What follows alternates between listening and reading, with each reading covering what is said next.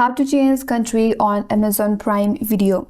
Hi everyone, this is Kate and welcome back to another video. And on today's video we will learn how we can change country on Amazon Prime Video. So without further delay, let's get started with this video. You cannot directly change the country from the Amazon Prime itself, but you must update your country settings in your Amazon account first. And after updating your country in Amazon's account, the Prime Video will automatically reflect the change. So for that, go to the amazon.com and make sure to log in into your account. Once you're logged in, head over to your profile and hover your mouse over there and click on it. Now once you land on your account page, you have to scroll down a bit and head towards this section that says digital content and devices. From there, click on devices.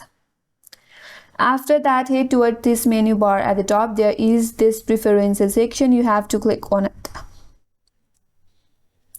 Now under preferences, there you have this option as country region settings. So click on this drop down, and here now you can change your country or region.